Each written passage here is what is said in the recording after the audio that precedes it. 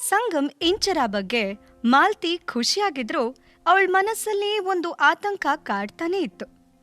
ನಿಮ್ ಮದ್ವೆ ಬಗ್ಗೆ ಸರ್ ಮೇಡಮ್ಗೆ ಗೊತ್ತಾ ಅಂತ ಮಾಲ್ತಿ ಕೇಳಿದ್ದಕ್ಕೆ ಸಂಗಮ್ ಟೈಮ್ ಬಂದಾಗ ಎಲ್ಲ ಗೊತ್ತಾಗತ್ತೆ ಅಂತ ಹೇಳ್ದ. ಅವನ್ ಯಾವಾಗ್ಲೂ ತನ್ನ ಮನ್ಸ್ನಲ್ಲಿರೋದು ಯಾರ ಹತ್ರನೂ ಹೇಳ್ಕೊಳಲ್ಲ, ಹಾಗೆ ಯಾರೂ ತನ್ನ ಬಗ್ಗೆ ಚಿಂತೆ ಮಾಡೋಕೂ ಬಿಡಲ್ಲ ಅಂತ ಮಾಲ್ತಿಗೆ ಚೆನ್ನಾಗಿ ಗೊತ್ತಿತ್ತು. ಆದ್ರೆ ಅವನು ತನ್ನ ಇಂಚರ ಸಂಬಂಧದ ಬಗ್ಗೆ ಯಾಕೆ ಎಲ್ಲರಿಂದ ಮುಚ್ಚಿಡ್ತಿದ್ದಾನೆ ಅನ್ನೋದು ಮಾತ್ರ ಅವಳಿಗೆ ಅರ್ಥ ಆಗ್ಲಿಲ್ಲ. ಆದ್ರೂ ಸಂಗಮ್ ಹತ್ರ, ಸರಿ ಮಗ್ನೆ, ಆದ್ರೆ ಆರ್ಯ ಈ ಮನೆ ಮೊಮ್ಮಗ ಅನ್ನೋದು ಎಲ್ಲರಿಗೂ ಗೊತ್ತಾಗ್ಲೇಬೇಕು. ಸ್ಕೂಲ್ನಲ್ಲಿ ಈ ವಿಷಯ ಗೊತ್ತಾಗಿದ್ರೆ ಅವನಿಗೆ ಅಲ್ಲೇನೂ ತೊಂದರೆ ಆಗ್ತಿರ್ಲಿಲ್ಲ. ಅವನು ಚಕ್ರವರ್ತಿ ವಂಶದ ಕುಡಿ ಅಂತ ಇಡೀ ಜಗತ್ತಿಗೆ ತಿಳಿಬೇಕು ಅಂದ್ಲು. ಯಾಕೆ ಅಂದ್ರೆ ಚಕ್ರವರ್ತಿ ಕುಟುಂಬದ ಮೊಮ್ಮಗ ಅನ್ನೋ ಗೌರವ, ಪ್ರಿವಿಲೇಜ್ ಆರ್ಯಂಗೆ ಸಿಗಬೇಕು ಅನ್ನೋದು ಅವಳ ಆಸೆಯಾಗಿತ್ತು. ಅದಕ್ಕೆ ಆರ್ಯ ಅರ್ಹ ಅಂತಾನೂ ಅವಳಿಗನ್ನಿಸ್ತಿತ್ತು. ಜನರಿಗೆಲ್ಲ ಆರ್ಯ ಚಕ್ರವರ್ತಿ ಫ್ಯಾಮಿಲಿ ಯುವರಾಜ ಅಂತ ಗೊತ್ತಾದ್ರೆ ಅವನಿಗೆ ಸೊಸೈಟಿನಲ್ಲಿ ಸ್ಪೆಷಲ್ ಟ್ರೀಟ್ಮೆಂಟ್ ಸಿಗುತ್ತೆ, ಯಾರೂ ಅವನ ಬಗ್ಗೆ ಕೆಟ್ಟದಾಗಿ ಮಾತಾಡಲ್ಲ ಅನ್ನೋದು ಮಾಲ್ತಿಗೆ ಗೊತ್ತಿತ್ತು. ಅದು ಅವಳ ಆಸೆನೂ ಆಗಿತ್ತು. ಯಾಕೆ ಅಂದ್ರೆ ಇಂಚರ ಸಂಗಮ್ ಮಧ್ಯೆ ಯಾವ ರೀತಿ ಸಂಬಂಧ ಇದೆ ಅನ್ನೋದು ಅವಳಿಗೆ ಗೊತ್ತಿರಲಿಲ್ಲ. ಆದ್ರೆ ಆರ್ಯ ಸಂಗಮ್ದೇ ಮಗ ಅನ್ನೋದು ಮಾತ್ರ ಅವಳಿಗೆ ಕನ್ಫರ್ಮ್ ಆಗಿತ್ತು. ಯಾಕೆ ಅಂದ್ರೆ ಆರ್ಯನ್ ಸ್ವಭಾವ, ಹಾವ ಭಾವ ಎಲ್ಲ ಸಂಗಮ್ ತರಾನೇ ಇರೋದಲ್ದೆ ಅವನ ಮುಖದಲ್ಲೂ ಸಂಗಮ್ ಹೋಲ್ಕೆ ತುಂಬಾನೇ ಇತ್ತು. ಅವಳು ಸಂಗಮ್ನ ಚಿಕ್ಕವನಿದ್ದಾಗಿಂದಾನೂ ಎತ್ತಿ ಆಡ್ಸಿ ಬೆಳೆಸಿದ್ಲು.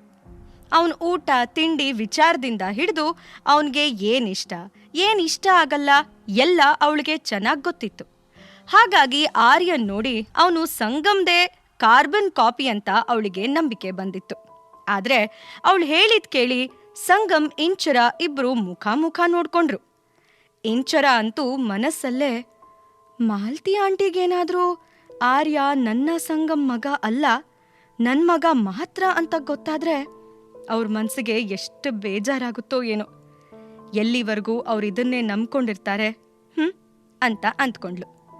ತಿಂಡಿ ತಿಂದು ಮುಗೀತಿದ್ದ ಹಾಗೆ ಸಂಗಮ್ ತಾನೇ ನಿನ್ನನ್ನ ಆಫೀಸ್ಗೆ ಡ್ರಾಪ್ ಮಾಡ್ತೀನಿ ಅಂತ ಹೇಳಿದ್ದಕ್ಕೆ ಇಂಚರ ಒಪ್ಕೊಂಡ್ಲು. ಅವನ್ ಕಾರ್ನಲ್ಲಿ ಕೂತ್ಕೊಂಡ್ಲು. ಅವರಿಬ್ರು ಒಂದೇ ಕಾರ್ನಲ್ಲಿ ಇದ್ರೂ ಏನೂ ಮಾತಾಡದೆ ಸುಮ್ಮನೆ ಕೂತಿದ್ರು. ಯಾಕೆಂದ್ರೆ ಅವ್ರ ಇಬ್ರು ಮನ್ಸ್ನಲ್ಲೂ ಮಾಲ್ತಿ ಹೇಳಿರೋ ಮಾತೆ ಗಿರ್ಕಿ ಹೊಡಿತಾ ಇತ್ತು ಅಂತ ಹೇಳಿ ಆಫೀಸ್ ಒಳಗಡೆ ಹೊರಟೋದ್ಲು. ಸಂಗಮ್ಗೆ ಅವಳಿಗೆ ಉತ್ತರ ಕೊಡೋಕು ಟೈಮ್ ಇಲ್ಲದೆ ಹೋದ್ರು ಅವಳು ಹೇಳಿದ್ ಕೇಳಿ ಅವಳಿಗೆ ತನ್ನ ಫ್ಯಾಮಿಲಿ ಮೇಲೆ ಇಷ್ಟೊಂದು ಕಾಳಜಿ ಇದೆಯಲ್ಲ ಅಂತ ಖುಷಿ ಆಯ್ತು. ಇಂಚರ ಆಫೀಸ್ ಒಳಗಡೆ ಹೋಗ್ತಿದ್ದ ಹಾಗೆ ವಿಕಾಸ್ಗೆ ಬೇಲ್ ಸಿಕ್ಕಿ ಅವನ್ ಆಚೆ ಬಂದಿದ್ದಾನೆ ಅಂತ ತನ್ನ ಕಾಲೀಗ್ಸ್ ಇಂದ ಗೊತ್ತಾಯ್ತು. ಅವಳು ಸಿಟ್ಟಿಂದ, ಸೀರಿಯಸ್ಲಿ ಆ ನೀಚಂಗೆ ಬೇಲ್ ಸಿಕ್ತಾ? ಅದೇ ಹೇಗ್ ಸಾಧ್ಯ? ಅಂತ ಪರ್ವರ್ಟ್ಗೆ ಯಾರ್ ಬೇಲ್ ಕೊಟ್ರು? ಇದ್ರಲ್ಲಿ ಆಶ್ಚರ್ಯ ಏನೂ ಇಲ್ಲ. ಎಷ್ಟಂದ್ರು ದೊಡ್ಡ ಜನ, ಅವ್ರದೆಲ್ಲ ಇದೇ ಹಣೆ ಬರಹ. ತಪ್ಪು ಮಾಡು, ಬೇಲ್ ತಗೊಂಡು ಜೈಲಿಂದ ವಾಪಸ್ ಬಂದು ಆರಾಮಾಗಿರು ಅನ್ನೋ ಪಾಲಿಸಿ. ವಿಕ್ರಾಂತ್ ಹತ್ರ ಅದೇನು ಅಂತ ಬೇಗ ಹೇಳು ಅಂದ. ಪಿಕೆ ಅಲ್ಲಿಂದ ಆಚೆ ಹೋಗ್ತಿದ್ದ ಹಾಗೆ ವಿಕ್ರಾಂತ್ ತನ್ನ ಫೋನ್ ತೆಗೆದು ಯಾವುದೋ ಫೋಟೋ ತೋರಿಸಿ, ಇದು ನಿನ್ ವೈಫ್ ಇಂಚರ ಅಲ್ವಾ ಅಂತ ಕೇಳ್ದ. ಸಂಗಮ್ ಇಮಿಡಿಯೇಟ್ ಆಗಿ ಅವನ್ ಫೋನ್ ತಗೊಂಡು ನೋಡಿದ್ರೆ ಅದರಲ್ಲಿ ಮ್ಯಾಗಝೀನ್ಗೋಸ್ಕರ ಶೂಟ್ ಆಗಿರೋ ಫೋಟೋಸ್ ಇತ್ತು. ಅದರಲ್ಲಿ ಇಂಚರ ರೋಹನ್ ಇಬ್ರು ತುಂಬಾ ಹತ್ರ ನಿಂತು ಪೋಸ್ ಕೊಟ್ಟಿದ್ರು.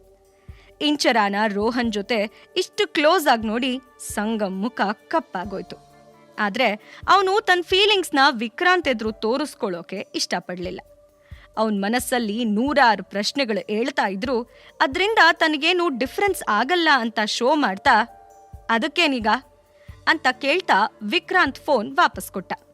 ಮತ್ತೆ ಕಂಟಿನ್ಯೂ ಮಾಡಿ, ನೀನು ಇದನ್ ತೋರ್ಸೋಕೆ ಅಂತ ಬಂದ್ಯಾ? ನಾನು ಇಂಪಾರ್ಟೆಂಟ್ ಡಿಸ್ಕಷನ್ನಲ್ಲಿದ್ದೆ, ನೀನ್ ಬಂದು ಸುಮ್ಮನೆ ಡಿಸ್ಟರ್ಬ್ ಮಾಡ್ತಿದ್ಯಾ ಅಂತ ಹೇಳಿ ತನ್ನ ಸಿಟ್ಟೆಲ್ಲ ವಿಕ್ರಾಂತ್ ಮೇಲೆ ತೋರಿಸ್ಕೊಂಡ. ಅವನ ರಿಯಾಕ್ಷನ್ ನೋಡಿ ವಿಕ್ರಾಂತ್, ಲೋ ಏನೋ ನೀನು, ನಿನ್ ಹೆಂಡತಿ ಇನ್ಯಾರ ಜೊತೆನೋ ಈ ಥರ ಪೋಸ್ ಕೊಟ್ಟಿದ್ ನೋಡಿನೋ ನಿನಗೇನು ಅನ್ನಿಸ್ತಿಲ್ವೇನೋ?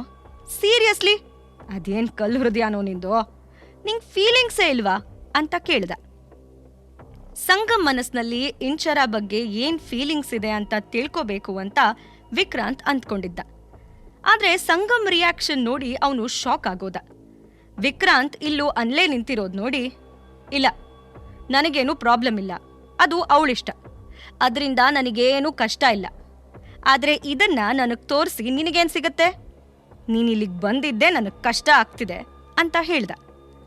ಅವನಿಗೆ ಸಿಟ್ಟು ಬಂದಿರೋದು ಇಂಚರ ಮೇಲಾದ್ರೂ ಅದನ್ನ ತೀರಿಸ್ಕೋತಾ ಇರೋದು ಮಾತ್ರ ವಿಕ್ರಾಂತ್ ಮೇಲಾಗಿತ್ತು. ಅವನು ಇನ್ನೂ ಇಲ್ಲೇ ಇದ್ರೆ ತಾನು ಕೋಪದ ಕೈಗೆ ಬುದ್ಧಿ ಕೊಟ್ಟು ಅದೇನೇನ್ ಮಾಡ್ಬಿಡ್ತೀನೋ ಅಂತ ಭಯ ಆಗಿ, ಸಂಗಮ್, ನೋಡು ವಿಕಿ, ನಿನ್ ಜೊತೆ ಹರಟೆ ಹೊಡಿತಾ ಕೂರಕ್ಕೆ ಟೈಮ್ ಇಲ್ಲ ನನಗೆ. ಸಿಕ್ಕಾಪಟ್ಟೆ ಕೆಲಸ ಇದೆ. ಸೊ ಪ್ಲೀಸ್ ನೀನು ಹೊರಡು ಅಂತ ಹೇಳ್ದ. ಆದರೆ ವಿಕ್ರಾಂತ್ ಹೋದ್ಮೇಲೂ ಅವನ ಮನಸ್ಸು ಕೂಲ್ ಆಗ್ಲಿಲ್ಲ. ಅವನ್ ಸಿಟ್ಟಿಂದ, ಈ ಹುಡುಗಿಗೇನು ಬೇರೆ ಮಾಡೋ ಕೆಲಸ ಇಲ್ವಾ? ಇವಳು ರೋಹನ್ ಮ್ಯಾನೇಜರ್ ತಾನೆ, ಮತ್ಯಾಕೆ ಅವನ ಜೊತೆ ಶೂಟ್ ಎಲ್ಲ ಮಾಡಿ ಪೋಸ್ ಕೊಡ್ಬೇಕಿತ್ತು? ಅಲ್ಲ, ಹೀಗೆ ಮಾಡಿದೀನಿ ಅಂತ ನನಗಾದ್ರೂ ಒಂದು ಮಾತು ಹೇಳೋದಲ್ವಾ ಅಂತ ಅನ್ಸಿದ್ರು. ಅವಳು ಏನಾದರೂ ಮಾಡ್ಕೊಳ್ಳಿ, ಯಾರ ಜೊತೆನಾದ್ರೂ ಪೋಸ್ ಕೊಡ್ಲಿ, ಫೋಟೋಸ್ ತಗೊಳ್ಳಿ, ಅದರಿಂದ ನನಗೇನಾಗಬೇಕು ಅಂತಾನೂ ಅಂದ್ಕೊಂಡ. ಅದ್ರ ಬಗ್ಗೆನೇ ಯೋಚಿಸಿ ಅವನ ಮನಸ್ಸು ಪೂರ್ತಿ ಗೊಂದಲದ ಗೂಡಾಗ್ಬಿಡ್ತು. ಇಂಚರಾನ ಇಷ್ಟು ಬೋಲ್ಡ್ ಆಗಿ, ಸೆನ್ಚುವಸ್ ಆಗಿ ಡಾಮಿನೇಟ್ ಮಾಡ್ತಿರೋದು ಅವನು ಇವತ್ತಿನವರೆಗೂ ನೋಡೇ ಇರಲಿಲ್ಲ. ಆದರೆ ರೋಹನ್ ಜೊತೆ ಅವಳನ್ನ ನೋಡಿ ಸಂಗಮ್ ಹಾರ್ಟ್ಗೆ ಬೆಂಕಿ ಇಟ್ಟಾಗ ಫೀಲ್ ಆಯ್ತು. ಅವನು ಮನಸ್ಸಲ್ಲೇ, ನಾನು ಸರಿಯಾಗಿದ್ದೀನಿ, ಮದುವೆ ಟೈಮ್ನಲ್ಲೇ ನಾವಿಬ್ರು ಹೆಸರಿಗಷ್ಟೇ ಗಂಡ ಹೆಂಡತಿ ಅಂತ ನಿರ್ಧಾರ ಆಗಿತ್ತಲ್ವಾ. ಆದರೆ ಅವಳನ್ನ ಇನ್ಯಾರ ಜೊತೆನೂ ನೋಡಿ ನನಗ್ಯಾಕೆ ಈ ಥರ ಫೀಲ್ ಆಗ್ತಿದೆ? ಅಷ್ಟಕ್ಕೂ ಅದೊಂದು ಫೋಟೋಶೂಟ್ ಅಷ್ಟೇ, ಅದರಿಂದ ಏನಾಗ್ಬಿಡುತ್ತೆ? ಇನ್ ಕೇಸ್ ಅವಳು ಆ ಹುಡುಗನ ಜೊತೆ ನಿಜವಾಗ್ಲೂ ಕ್ಲೋಸ್ ಆಗಿದ್ರೆ ಅದರಿಂದ ನನಗ್ಯಾಕೆ ಡಿಫ್ರೆನ್ಸ್ ಆಗಬೇಕು? ಅದು ಅವಳ ಲೈಫ್, ಅವಳ ಚಾಯ್ಸ್ ಅಂತ ಅಂದ್ಕೊಂಡು ತನ್ನ ಮನಸ್ಸಿನಲ್ಲಿ ಹೇಳ್ತಿರೋ ಬಿರುಗಾಳಿನ ಶಾಂತ ಮಾಡೋಕೆ ಪ್ರಯತ್ನ ಮಾಡ್ತಿದ್ದ. ಆದರೆ ಬಿಟ್ಟು ಅವನ ಕಣ್ಮುಂದೆ ಇಂಚರ ರೋಹನ್ ಫೋಟೋನೇ ಬರ್ತಾ ಇತ್ತು. ಅದ್ರ ಬಗ್ಗೆ ಯೋಚನೆ ಮಾಡಬಾರ್ದು ಅಂತ ಎಷ್ಟೇ ಅಂದ್ಕೊಂಡ್ರೂ ತನ್ನ ಮನಸ್ಸಿಂದ ಆ ಯೋಚನೆಗಳನ್ನ ತೆಗೆದು ಹಾಕೋಕೆ ಅವನಿಗೆ ಸಾಧ್ಯ ಆಗಲಿಲ್ಲ. ತಾನು ಯಾಕೆ ಇಂಚರ ಬಗ್ಗೆ ಇಷ್ಟೆಲ್ಲ ಪೊಸೆಸಿವ್ ಆಗ್ತಿದ್ದೀನಿ ಅಂತ ಅವನಿಗೆ ತನ್ಮೇಲೆ ತನಗೆ ಕೋಪ ಬಂತು. ನಾನು ಯಾವಾಗ ಇವಳ ಬಗ್ಗೆ ಇಷ್ಟು ಪ್ರೊಟೆಕ್ಟಿವ್ ಮತ್ತೆ ಇನ್ಸೆಕ್ಯೂರ್ ಆದೆ? ಅವಳು ಯಾರ ಜೊತೆನೋ ಫೋಟೋ ಶೂಟ್ ಮಾಡಿದ್ರೆ ಅದಕ್ಕೆ ನಾನು ಯಾಕೆ ಜೆಲಸ್ ಫೀಲ್ ಮಾಡ್ಕೋತಾ ಇದ್ದೀನಿ ಅಂತ ಅವನಿಗೆ ಅರ್ಥ ಆಗಲಿಲ್ಲ. ಅವನ ಮನಸ್ಸಲ್ಲೇ, ನೋ, ಇದು ನಾನಲ್ಲ, ಮುಂಚೆ ನಾನು ಹೀಗಿರಲಿಲ್ಲ, ಆದರೆ ಯಾಕೆ ನಡುವೆ ಹೀಗೆಲ್ಲ ಹುಚ್ಚುಚ್ಚಾಗಾಡ್ತಿದ್ದೀನಿ ಅಂತ ಅನ್ಸಿದ್ರು ಇಂಚರ ರೋಹನ್ಗೆ ಹತ್ರ ಆಗೋದು ನೋಡೋಕೆ ಅವನಿಗೆ ಸಾಧ್ಯ ಇರಲಿಲ್ಲ. ಅದಕ್ಕಾಗಿ ಒಂದು ಡಿಸಿಷನ್ ತಗೊಂಡು ಪಿಕೆನ ತನ್ನ ಕ್ಯಾಬಿನ್ ಒಳಗಡೆ ಕರೆದ. ಡ್ರಾವರ್ನಲ್ಲಿರೋ ಒಂದು ಫೈಲ್ ತೆಗೆದು ಅವನ ಕೈಗೆ ಕೊಟ್ಟು, ಈ ಕಾಂಟ್ರಾಕ್ಟ್ಗೆ ಇನ್ನೊಂದು ಟರ್ಮ್ ಆ್ಯಂಡ್ ಕಂಡೀಷನ್ ಆ್ಯಡ್ ಮಾಡು ಅಂತ ಹೇಳ್ದ. ಅವನು ಹೇಳಿದ್ ಕೇಳಿ ಆಗಲೇ ಯಾವುದೋ ಡೀಲ್ ಬಗ್ಗೆ ಡಿಸ್ಕಷನ್ ಮಾಡ್ತಿದ್ರಲ್ಲ, ಮಧ್ಯೆ ಇದ್ಯಾವುದು ಕಾಂಟ್ರಾಕ್ಟ್ ಅಂತ ಪಿಕೆಗೆ ಆಶ್ಚರ್ಯ ಆಯಿತು. ತನ್ನ ಕೈಯಲ್ಲಿರೋದು ಯಾವ ಫೈಲ್ ಅಂತಾನೂ ಐಡಿಯಾ ಇಲ್ಲದೆ ಅವನು ಕನ್ಫ್ಯೂಸ್ ಆಗಿ, ಟರ್ಮ್ಸ್ ಆ್ಯಂಡ್ ಕಂಡೀಷನ್ನ ಯಾವ ಥರ ಅಂದಹಾಗೆ ಇದ್ಯಾವ ಕಾಂಟ್ರಾಕ್ಟ್ ಅಂತ ಕೇಳ್ದ. ಹಾಗಾದರೆ ಸಂಗಮ್ ತಗೊಂಡಿರೋ ಡಿಸಿಷನ್ ಆದರೂ ಏನು? ಸಂಗಮ್ ಇನ್ಸೆಕ್ಯೂರಿಟಿ ಇಂಚರಾಗೆ ಅರ್ಥ ಆಗತ್ತಾ? ಪಾಕೆಟ್ ಎಫ್ಎಂ ಆಡಿಯೋ ಸೀರೀಸ್ ಆದಂಥ ಪ್ರೇಮಲೋಕ ಕಥೆನ ಈಗಲೇ ಕೇಳಿ.